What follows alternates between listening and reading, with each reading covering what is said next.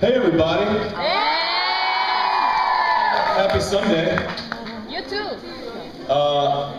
I heard that my friend Jason here killed it last night. Yeah! Is that true? Did you enjoy it? Did you play some of your new stuff? I did. I played a few of mine. Sounds good, doesn't it? I had the privilege of getting to listen to the new stuff before anybody else does. So it's one of the privileges of being friends with a guy. Nice. What are you guys talking about? Music. Music or music? They were asking about my scene study breakdown and how I approach my acting.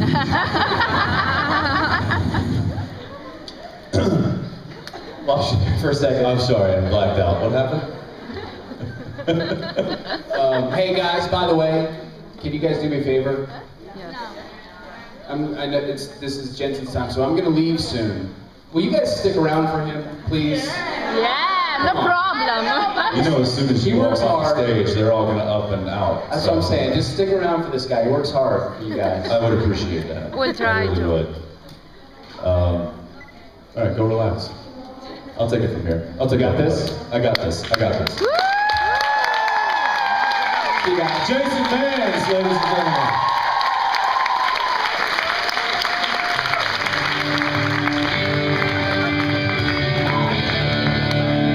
I love the musical intros and outros. It's very, very classic. Hey guys, Hey! I feel so much better today. Yeah, you look I thought I better. got any sleep last night. Again, I popped up, eyes open at 3 a.m. and I was like, not again. I was able to go back to sleep until about 6, and then I popped up again. I'm like, well, screw it, let's just get up. So, but I got up and got a little exercise in, and I feel better today. I'm sure you guys are feeling great after staying up till 3 a.m., which I heard some of you were doing. No. That's, hey, when in Rome, All right, well, if you had questions for Jason and you'd rather not ask me a question, you can have a seat, or you can come up with something and ask me. How about that? I will find out. You will find a question. All right, I like the sound of that. All right, let's get started. Well, in Supernatural, when Sam or Dean call each other, there are nicknames on their mobile phones. So we wonder, does Jared and you, Jensen, when you call each other, do you have a nickname on your mobile phone? Like in personal, like For each other. for real? No, his name is just Jared. Although I do have some friends that we have nicknames. In fact, to a few of my friends, ones that don't live in Los Angeles and that aren't in the entertainment industry, I'm just simply put in their phone as actor. So when I call them, it's just, oh, actor's calling. But that's their way of calling me Hollywood, I guess, and whatever. That's my buddies back home. But no, Jared and I call him J-Rod. I don't know, have I ever called him J-Rod in front of you guys? No. Yeah, that's actually what most people on the crew call him, is J-Rod. Oh. It's just kind of mispronouncing Jared. J-Rod or J-Pad. J-Pad, but yeah, a lot of people call him J-Rod. I get called Jackals. Jared also calls me, what else does he call me? Freckles? What? Not Freckles.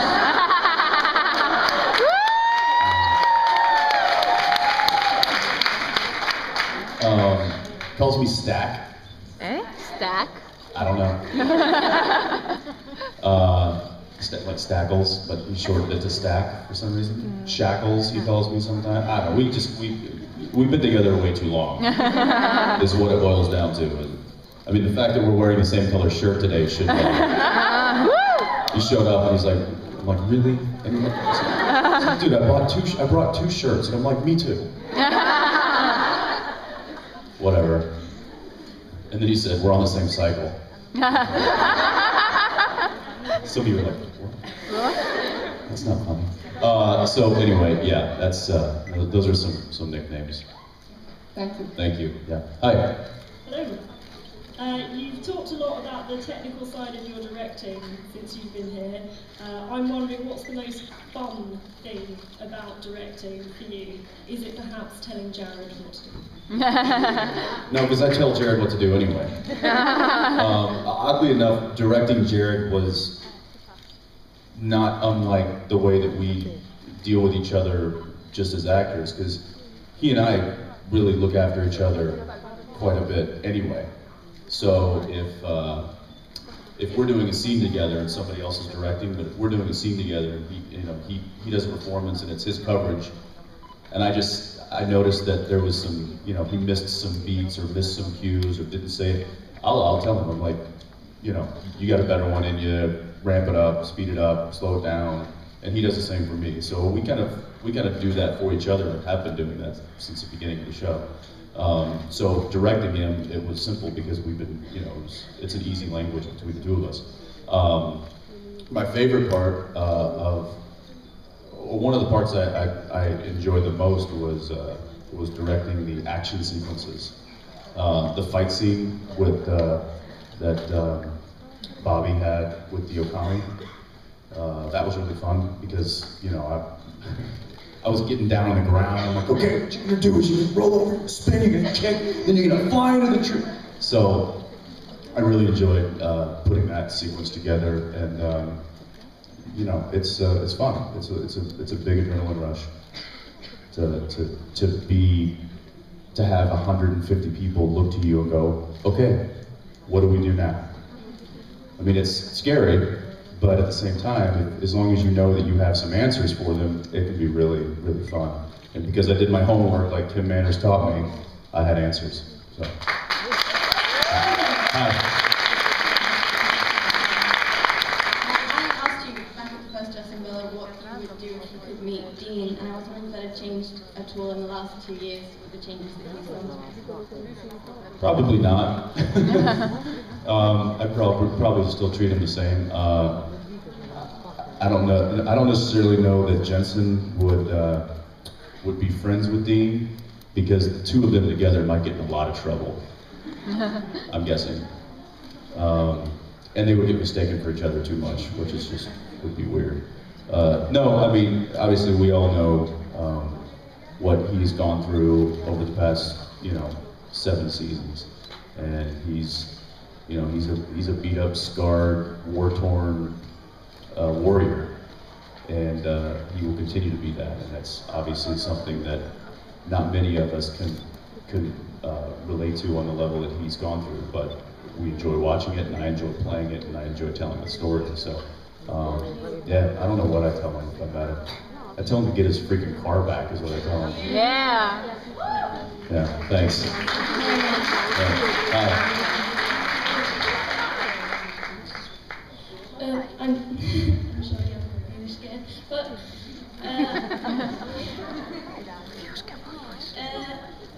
I know that if someone forces themselves to smile when they're sad, they actually become happier.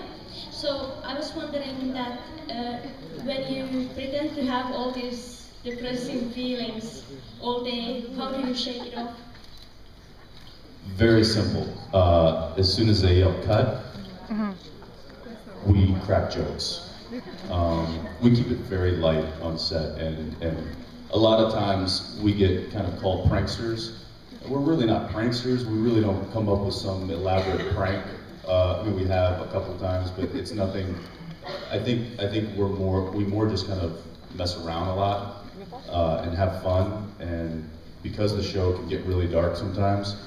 And you see it in the gag reels, like trying to do like an intense scene, and then Jared breaks out into a laugh, or I crack up, or Misha can't keep his face straight, stuff like that. So we're definitely acting, You know, we've got to pull it together and do that. But then there are, you know, emotional scenes, and those are really, you can't mess around with those. Those are intense. But I'd say for the most part, we keep it pretty fun and light and set. And we have a really great crew, lots of really good sense of humor, and that helps. That helps have us because, you know, 12 to 14 hours a day for 9 months out of the year, and sometimes it's in really bad conditions. You gotta have fun. If you don't enjoy the people you're surrounded with, there's just no reason being there. So, thanks. Hi. Hi, Jensen. I wanted to ask you about yesterday's performance that you did in the beginning of the Jared's panel. Whose idea was that? Oh, you mean the waitstaff that came Yes. and Yeah. gave Jared his beer? Yeah. I might have thrown that out there. Yeah, we were just, a guy came, I guess Jared is like, you know what, it's beer time. And he ordered a beer in the green room, and the guy came in right after he had walked out to come up on stage. And he's like, have a beer for Jared? I was like, yeah, he's gone. But if you want, you could just walk up on stage and give it to him. I'm sure he wouldn't mind. And then I looked at Richard and did Rob, I'm like, or we could just do it. So on the walk in, there was a cart full of napkins, and we all started grabbing napkins. And I'm like, let's go set the table and do a full wait staff, and then that's what we did. So. But see, to me, that's not a prank. That's just us messing around. That was great. Well, that's. Yeah. Again, gotta have fun, you know. Hi. Hi, good morning. Morning. I have a question about one episode, but I'm sorry, I don't know the number. I probably won't either. But you were dealing with the knight Brunswick and his sword, if you remember. Yes. So this is originally a Czech legend. Mm-hmm. It's our knight that will rescue our capital, Prague, in terrible times. So I was curious, and I was very surprised that this one appeared in Supernatural. So do you know how that idea came to mind, or? The writers probably did some research and found that story and incorporated it into the script, which you know happens all the time. They'll find a story or a legend or a myth or something that's somewhat rooted in, you know, a culture or history or a past or a you know, reality, and they'll try to use that and incorporate that into the show. And it was kind of the original format of the show. If you remember, it was, you know, back in season 1, it was about urban legends and these guys going around and fighting urban legends. And it wasn't just stuff that they made up; it was stuff that they actually found, you know, information on. So I'm sure that that's what happened. And, I mean, they've got, from what I understand, they've just got notebooks and notebooks of legends and urban legends and historical legends and mythical legends and from all over the world. So they just happen to like that one and want to use it. Okay, thank you. Yeah.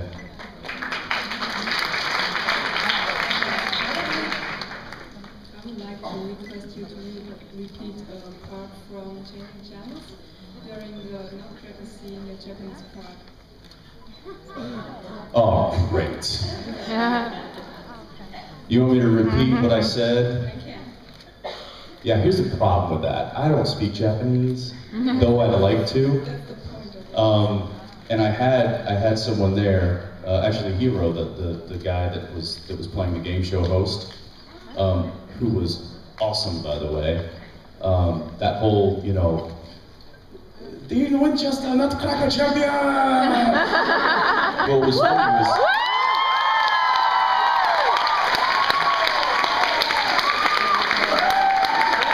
It's okay. It's okay. It's fine. No, it's just don't pay attention. Don't even pay. Thank you. Yeah. So this guy,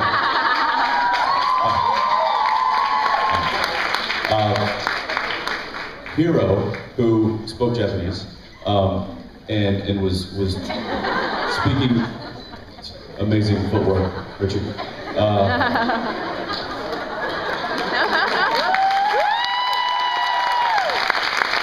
the time. Always something going on backstage, always, just know that. No, but Hero, he you know, had this big boisterous character to play, and then they'd yell cut, he'd like, so was that cool? And I'm like, oh my gosh, this is the coolest guy on the planet. So I had him right there, and he was literally feeding me the lines and how to say them in Japanese, so I without him, I'm a bit lost. You said Kotai was so busy? Did I? Is that right, Hiroko? How do you say it? I'm going to say it properly. Hiroko's going to help me here. Kotai? Kotai wa so desu?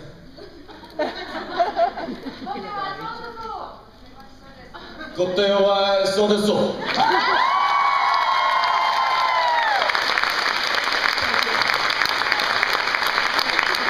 Not the flag champion!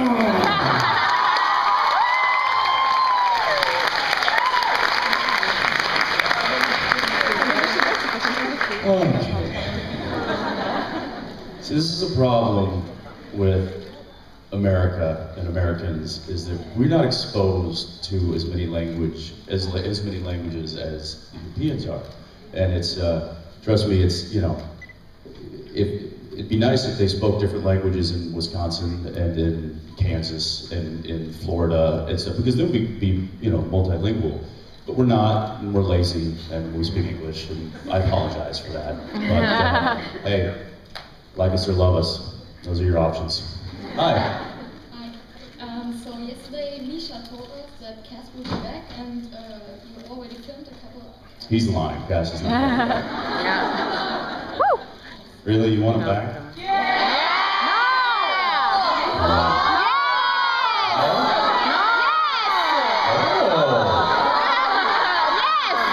We have a bit of a split here. I thought that was going to be a unanimous decision, but stop the press. So some folks don't want Cass back. No! It's not true! We want it! No! All right, We before you prefer the hold brothers! over here, yes, he is back for, but he's a little different. A little different. So it's not, is it Cass? It's not Cass. It's Misha. So there you go. Hey, we love Misha. Okay, so yes, what was your question about Misha? Or Cass? Or whoever the hell is playing that? What do you wish the relationship between Dean and Cass will become? So I guess you know about it, could you... Well, the relationship between Dean and Cass is, I can tell you, because of what I just kind of told you, is that he's a little different. That's going to change the relationship. So if they ever get back to being, you know, the kind of war comrades that they were, I don't know. But right now, I think they're trying to put Cass back together. Aww. So. Yeah, how many characters have we had to put back together in the show? Thank you. Yeah, hi. If one day you will wake up in another reality as Dean Winchester, what should you do? Wait, say that one more time. If you wake up in another reality as Dean Winchester, what should you do? If I woke up as Dean Winchester in another reality, what would I do? I would get in the Impala, I would crank up the tunes, and I'd probably go to Las Vegas and go crazy.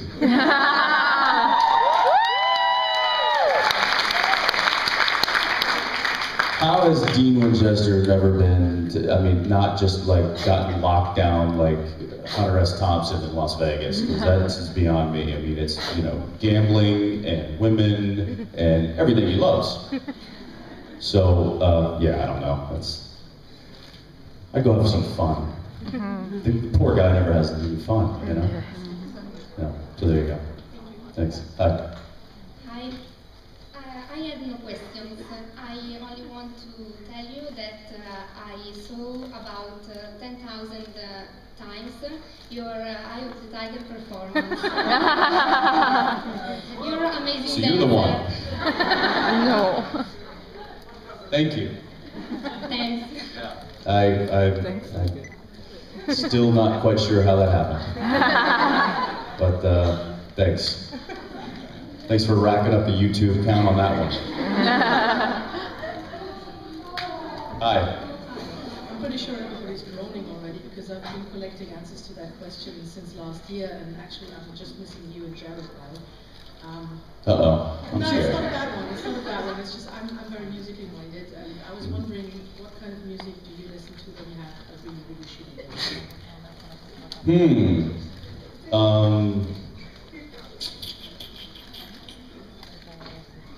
Obviously something, well, it depends, you know? If I have a really bad day, sometimes misery loves company and you play some depressing music, you know? Because it just kind of, you know, maybe you don't want to be cheered up.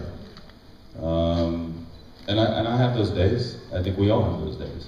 And sometimes I'd rather just, you know, sit on the couch and close my eyes and listen to something, you know, somber. You know, a lot of times, the next morning, then I'll put on something, you know.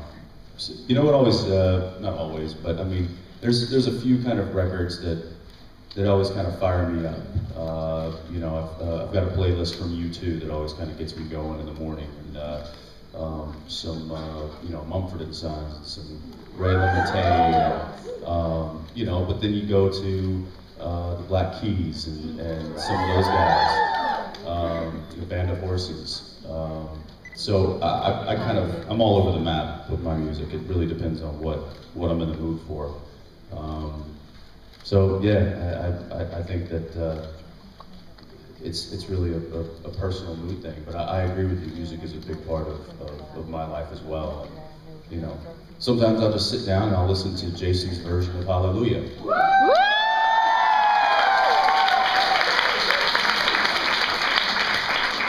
Because it's very haunting, you know, and it's cool. Yeah. So thanks for the question. Yeah. Hi. Hi. Since you already have directed 2 episodes, have you ever thought of writing an episode? Yeah. No. To be honest, no. I don't have a desire to write an episode. I'd love to maybe help conceptualize one, you know, help come up with an idea for one, but writing has just never been my thing. I've never been good at it. English was my worst subject growing up. Just, you know, as far as like writing term papers and things like that, I just was never.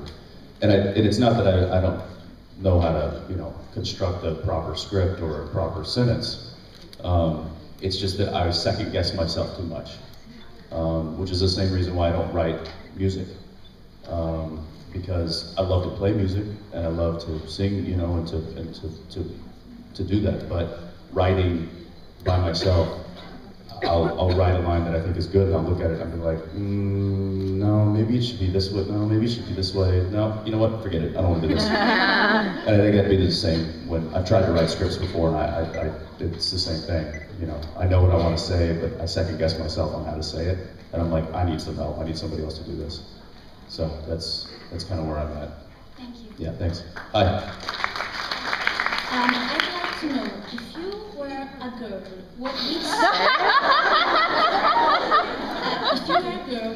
member of the cast of Supernatural cast would you like to date?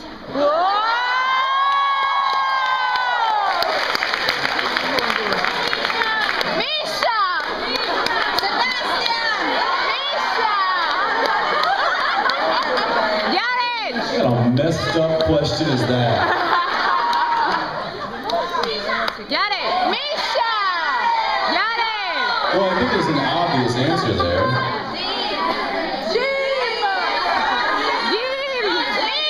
Bobby Singer.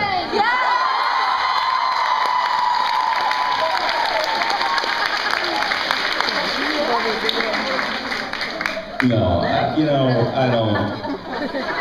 I'm not going to answer that question. I'm not going to pretend to answer that question. No! But I will give you some information that you might be interested in. I don't know why. But if I was a girl, my name would actually be Holly. Just a little fun fact for you.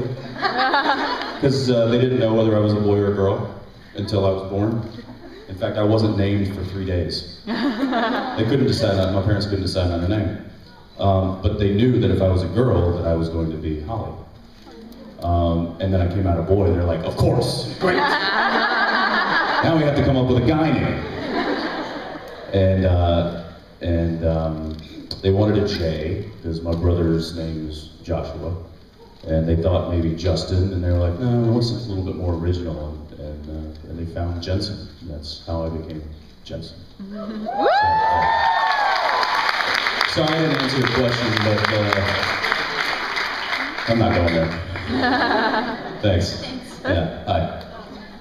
First of all, I want to thank you for all the emotions that you give us in every season of Supernatural. Thanks for paying attention.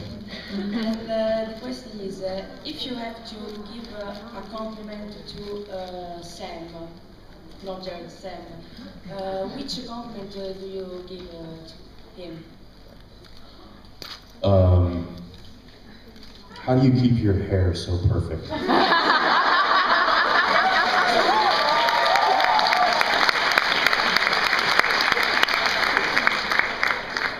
No. What compliment would I give to Sam? Probably, you have a great sense of loyalty. Oh. I think both brothers, the sense of loyalty and family is inspiring, and which is one of the reasons, one of the many kind of virtues that these guys have. So yeah, his loyalty. Thank you. Thank you. Yeah.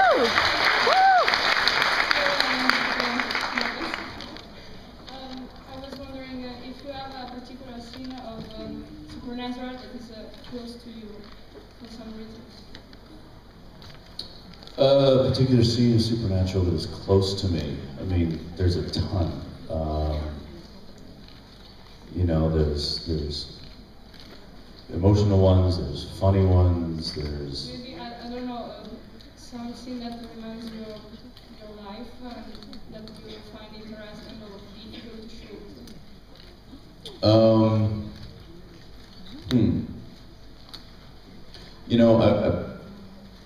One scene that kind of comes to mind is, I'll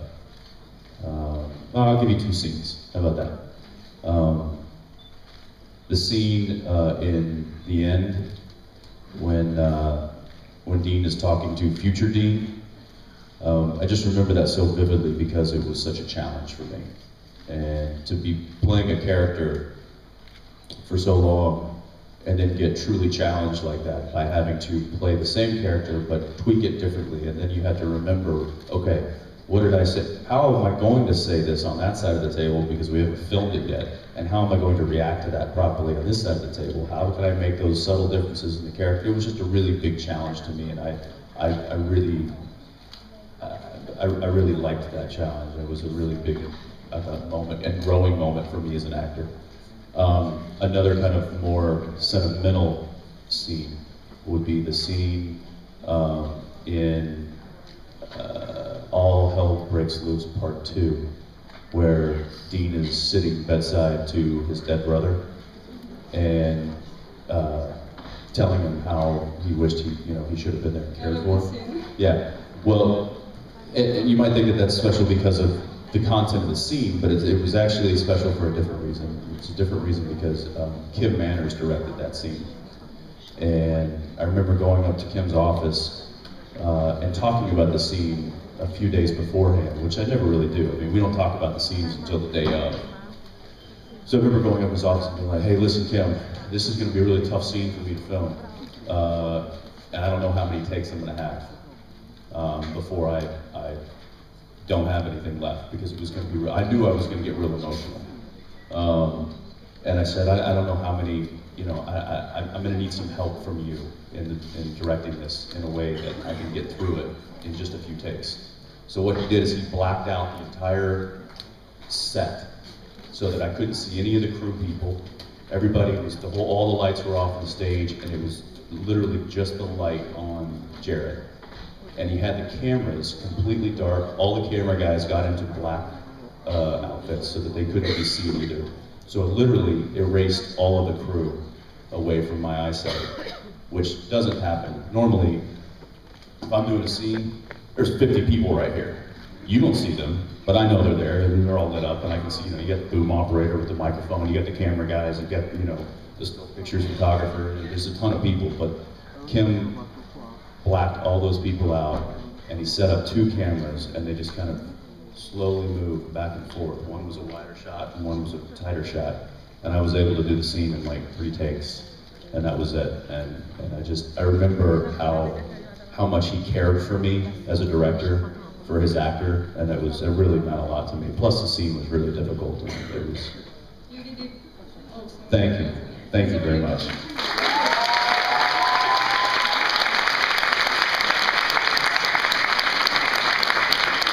A couple of times yesterday you mentioned former colleagues and the projects that they're working on now, like Jeffrey Morgan and David Nutter, and then you said you wanted to work with Josh Jackson again. And I was wondering just how closely you actually keep track of the career paths of the people that you have worked with in the past. Some I do. You know, I still chat with Josh. You know, we obviously fly on the planes together quite a bit, back and forth from Los Angeles to Vancouver, because he films up there as well. So he and I get to run into each other quite a bit during the filming year. Jeffrey Dean Morgan, I probably talk to him at least once or twice a month. You know, ask about his kid Gus and how they're doing, and he's got a cabin up in New York that he's been begging me to come and visit him. So maybe try to get up there when the show's done. Yeah, I definitely try to follow them and keep up, you know, with what they're doing. Maybe not necessarily what they're working on, but definitely their personal lives and stuff like that. How about Michelle Williams, since her career has just gone mental now? Yeah, she's outstanding. Yeah, I mean, she was really, she was a real just pleasure to work with when I worked with her. And I remember she was a little bit of, not an outsider, but she didn't, that whole Dawson's Creek cast was, you know, they grew up together on that show. They were just kids when they started shooting. And it was really kind of high school in that kind of cliquish sense. But Michelle was kind of her own, kind of went to the beat of her own drum. And she didn't really, you know, fraternize too much and do the gossip thing, which I respected. And she kind of kept me at an arm's distance there when I first started working with her. And I was like, that's cool, I respect that. You know, she doesn't need to like make me feel all happy and welcome and stuff. And we're professionals and here to do a job, and we'll do a job, and we work well together. And I'll never forget, after a few episodes of working together, she's like, okay, I'm ready to take you out. And not like on a date, just like, okay, like, I'm ready to show you the town and be your friend. I was like, oh, okay, sweet. And she was like, meet me at this coffee shop, you know, tomorrow afternoon. I was like, all right, I'll be there. So we met, and she's like, I'm gonna take you to my favorite place in the city. This is in Wilmington, North Carolina, a really cool, small little town. And she took me to this little record shop. And I remember she was just like, follow me. And we started walking down the aisles of this record shop, and she was like, you need this one? And this one? Follow me. And by the time I was like carrying like all these CDs, and she was like, listen to these, and then we can be friends. And after that, we had a really good relationship. She was really cool, and unfortunately, you know, you know, that was 10 years ago. So I haven't seen her or talked to her in a long time, but I'm sure if I did, it'd be a big hug. Yeah. Thanks. Yeah, I haven't thought about that in a long time. Hi. I remember you once said that you watched some episodes of How I Met Your Mother. Is it true? Yeah. So since Barney Stinson and Dick Winchester are two of my favorite characters, even if you didn't... You like the womanizers, huh? Yeah, Where's Sebastian? Kidding. That's a pity. But could you say something, a typical line of Barney? A typical line of Barney? Barney. Yeah, the whole legend, wait for it. Dairy.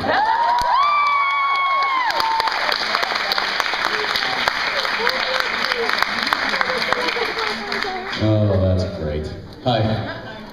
I was wondering, you played Dean for so long. When you're not talking, do you sometimes catch yourself doing or saying Dean things? What? Oh yeah, yeah. She asked, because I've been playing Dean for so long, that sometimes when I'm not working, do I catch myself acting like Dean, right? I do, and that's when my wife goes, "Why are you talking like Dean?" Sorry, you're right. Yeah, sometimes it's, you know, it happens, it slips, but yeah. Thank you. Thank you. Hi. Hi, I don't really have a question. I just wanted to tell you that it's really nice to have you here year after year, because it wasn't easy to come here every year, but we made it, me and my sister, and I'm really glad because it's worth it every time, and you're really nice. Even if we can talk to you like only a few minutes, you're always nice to us and funny, and I just wanted to thank you. Thank you. That's very sweet.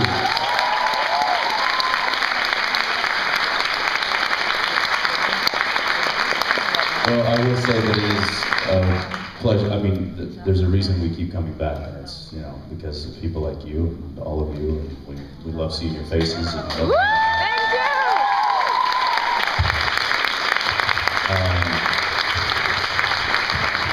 you! I know the pictures and the autographs can be a little, you know, quick and rushed and fast and stuff, and it's just because we're trying to get through everybody, and we're trying to, you know, move it along. Otherwise, we'll be here till next Saturday. But I know you don't know. But I will say that sitting here and getting to talk to you guys is really a joy for me, and I thank you for your interest in what we do, and I just know that it really it makes us feel really great that we have such an awesome fan base. So thank you guys.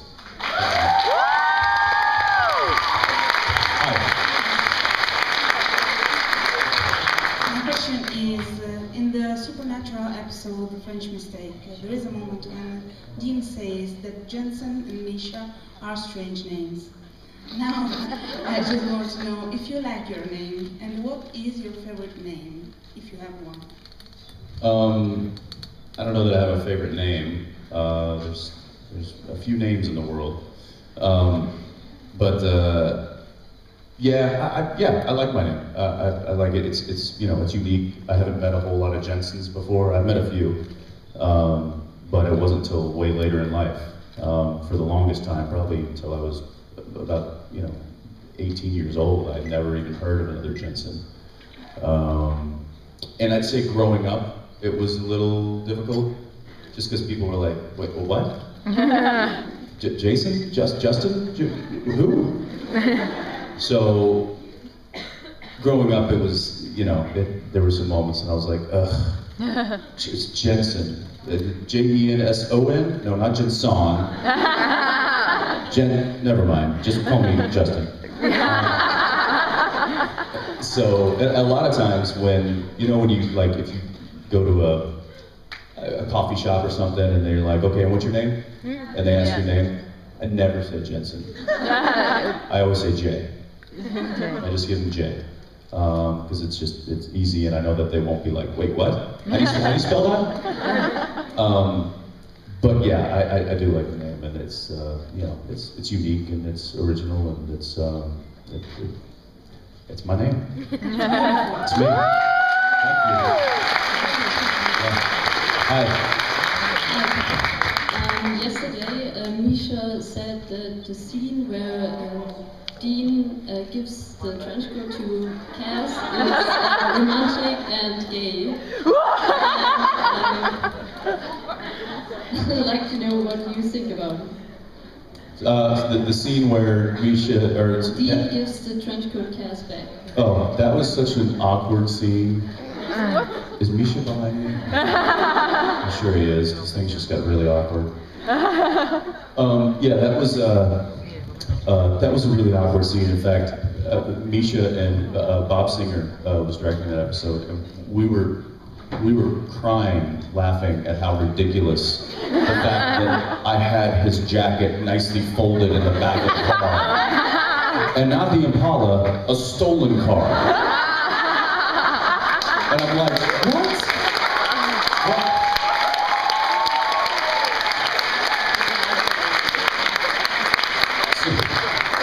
There was no reason for that jacket to be in the back, in the trunk of that, just no reason. And Bob is like, look, just do it, all right? And I'm like, but Bob, this is so dumb. I don't understand. I mean, it's this, and then we started saying the dialogue out loud, and it just sounded such. It was like, it was so bad. And I wish, is Misha here? Is he here? Because there was a line that he said that he couldn't get out because it was so ridiculous. And we finally ended up changing the line. Like, we had to put our heads together and be like, okay, we're changing these lines. So yeah, I remember that scene vividly, and it was, but it was just one of those things where it's a crucial part of the story and it needs to happen. Misha said he don't like to know what Dean had done with the trench coat. Like wearing the trench coat while he's naked. Yeah, I don't want to know what Dean did with that trench coat. You know, and why it was just folded, so I don't know. And that was another thing too, because I had it fold. I'm like, Dean wouldn't fold this up like his, you know. It's a coat. It's a damn coat. I get the symbol of it and what it represents. And it's Cass's coat and this and that. But you know, it was so perfectly folded with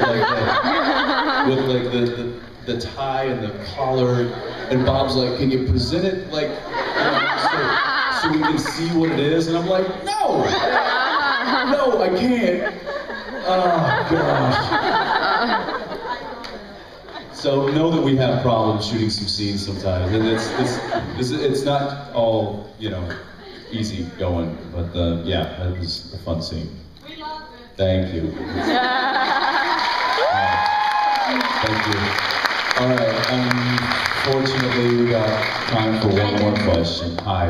I wanted to ask you, if you had to go to an isolated place and you could take with you only one song, one movie, and one book, what would it be? You never answered that. No, and there's a reason why, because I don't know. You know, here's the thing. Remember what I was saying about writing? About how I second guess myself all the time and how I write something down. I'm like, yeah, this is not what I want. This is, okay, how about that? No, see, because then that's what I go through when you ask me a question like that, and it hurts my brain. You should think about it before. But even if I think about it before, I'm going to come up on stage and be able to change my answer. And then you're going to walk back to your seat and be like, no, wait, I got another one. Yeah, I mean, I've got like, I think I've got about 7,500 songs in my library. So you can't choose one. I can't choose one? Can you? Yes. What? Songs? Yes. Probably Love You Should Have Come Over by Jeff Buckley, which is my favorite song. Yeah, great song. Love that song. Love that whole album. But is that the song that I'm going to have to be stuck with now for the rest of my life? I don't know, 1 week. I'm going to want to kill myself. Do you have a question about something I can actually answer? What? Give me another question. Any question. Think of something off the top of your head. I don't have one. Ask her question. This just derailed. This train was going, and it just, now it's... You're not gonna be happy with this either. Great! I wanted to know about the song that you sang with this really small, fairly unknown group that's called I Saw Her Standing There, which I really, really, really like. And I wanted to, you probably don't even remember that. Yeah, I thought so. And I just wanted to know if you ever saw the guys again, or even know who they are anymore, basically. What are you talking about? There's a song you participated to. That I participated in? Yes. Your voice is recorded, you can't deny it.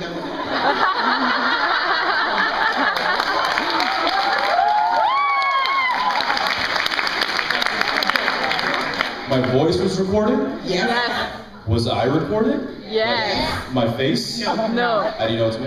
Come on. You have a pretty particular, unique voice. That's not true. I sound like many different people. No, you don't. Many. Like who? What? This sucks. What song are you, okay, I saw you stand, yeah, I know the song. Saw you standing there, right? Yeah. Okay, when did this happen? What? Days of our lives. Days of our lives? Yeah. You want me to remember something that happened 14 years